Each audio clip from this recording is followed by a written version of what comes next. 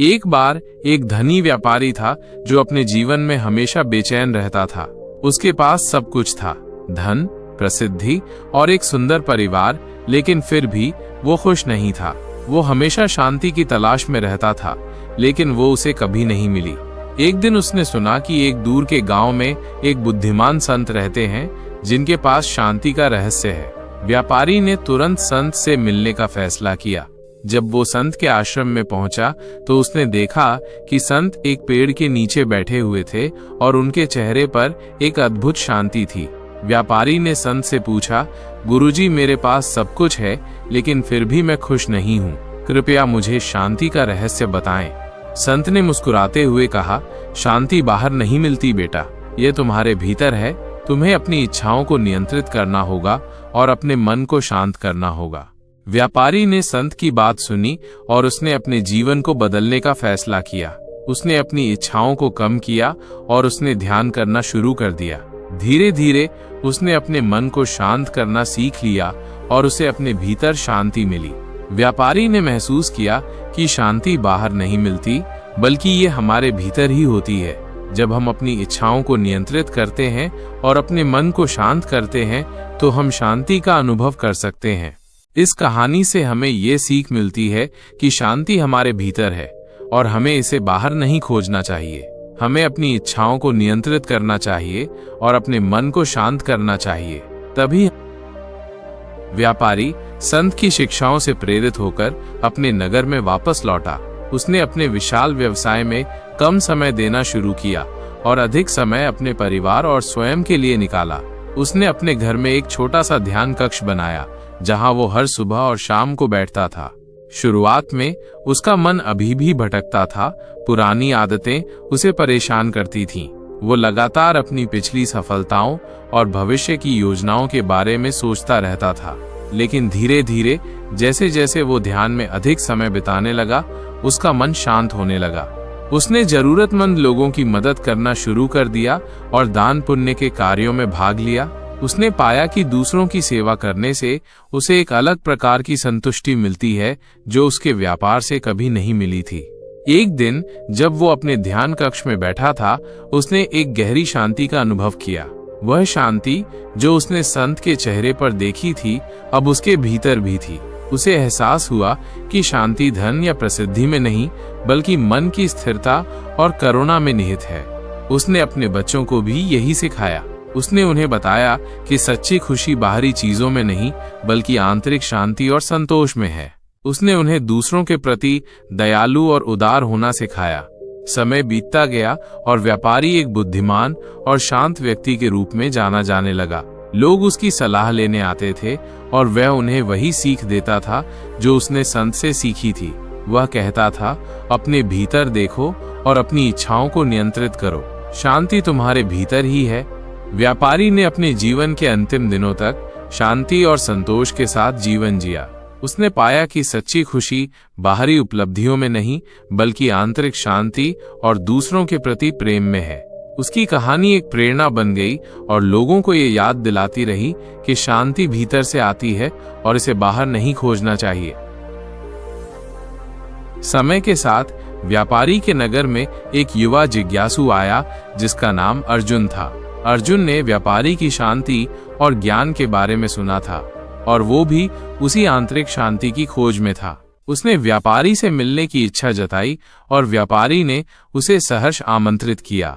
अर्जुन ने व्यापारी से पूछा, गुरुवर, मैंने सुना है कि आपने जीवन की सच्ची शांति को प्राप्त किया है। कृपया मुझे वह मार्ग बताएं। व्यापारी ने मुस्कुराते हुए कहा, अर्जुन, शांति का मार्ग कोई रहस्य नहीं है, बल्कि ये एक यात्रा है। ये तुम्हारी अपनी आंतरिक यात्रा है। तुम्हें अपने मन के शोर को शांत करना होगा और अपने हृदय की गहराई में झांकना होगा। अर्जुन ने पूछा, लेकिन गुरुवर, मेरा मन हमेशा विचारों से भरा रहता है, मैं कैसे शांत हो सकता हूँ? व्यापारी ने कहा, विचारों को रोकने की कोशिश मत करो अर्जुन, उन्हें बस देखो जैसे तुम नदी में बहते हुए पत्थरों को देखते हो। उन्हें बिना किसी लगाव के देखो और उन्हें अपने मन को परेशान न करने दो। ध्यान का अभ्यास करो और धीरे धीरे तुम्हारा मन शांत होने लगेगा। व्यापारी ने अर्जुन को ध्यान की विभिन्न तकनीकों के बारे में बताया और उसे नियमित अभ्यास करने के लिए प्रोत्साहित किया। उसने अर्जुन को करुणा और क्षमा के महत्व के बारे में भी बताया। अर्जुन, व्यापारी ने कहा, जब तुम दूसरों के प्रति दयालु होते हो और उन्हें क्षमा करते हो तो तुम अपने हृदय को हल्का करते हो। क्रोध और द्वेष तुम्हारे मन को अशांत करते हैं, जबकि प्रेम और करुणा शांति लाते हैं। अर्जुन ने व्यापारी की शिक्षाओं को ध्यान से सुना और उसने अपने जीवन में बदलाव लाना शुरू कर दिया। उसने नियमित रूप से ध्यान का अभ्यास किया और दूसरों के प्रति दयालु और क्षमाशील बनने का प्रयास किया। धीरे धीरे अर्जुन के मन की बेचैनी कम होने लगी और उसने अपने भीतर एक शांति का अनुभव करना शुरू कर दिया। उसने महसूस किया कि सच्ची शांति बाहर की दुनिया में नहीं बल्कि उसके अपने भीतर मौजूद है। एक दिन अर्जुन ने व्यापारी से कहा, गुरुवर, मुझे अब समझ में आ गया है, शांति मेरे भीतर ही है। आपकी शिक्षाओं के लिए धन्यवाद। व्यापारी ने कहा, अर्जुन, ये मेरी शिक्षा नहीं बल्कि तुम्हारी अपनी खोज है।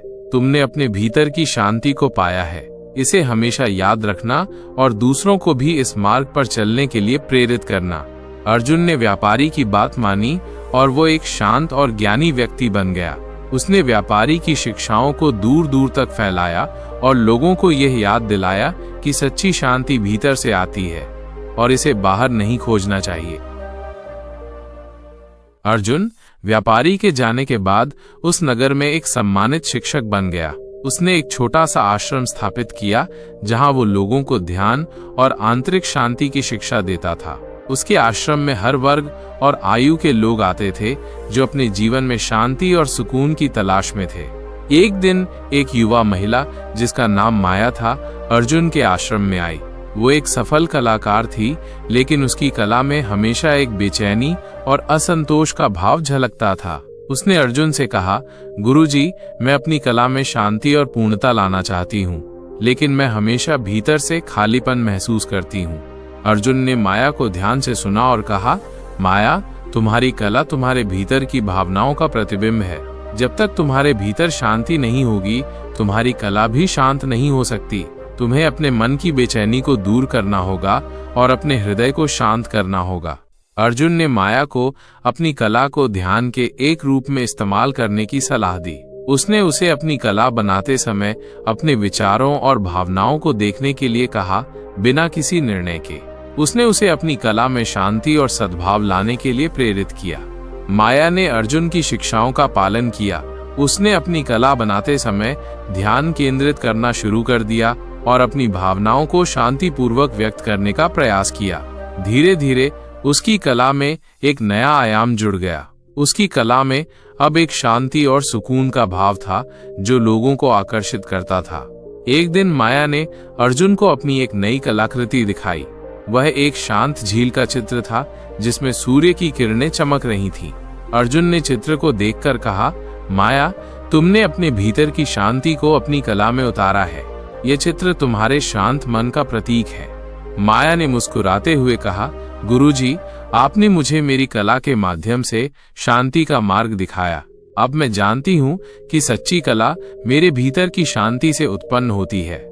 अर्जुन ने माया को आशीर्वाद दिया और कहा, माया, अपनी कला के माध्यम से दूसरों को भी शांति और सद्भाव का संदेश दो। तुम्हारी कला लोगों को ये याद दिलाए कि शांति बाहर नहीं, भीतर ही है। माया ने अर्जुन की बात मानी और अपनी कला के माध्यम से लोगों को प्रेरित करती रही। उसकी कला ने लोगों को ये सिखाया कि सच्ची सुंदरता और रचनात्मकता आंतरिक शांति से उत्पन्न होती है। अर्जुन और माया की कहानी उस नगर में और दूर दूर तक फैल गई और लोग ये समझने लगे कि सच्ची शांति और खुशी भीतर ही छिपी है और उसे बाहर खोजना व्यर्थ है।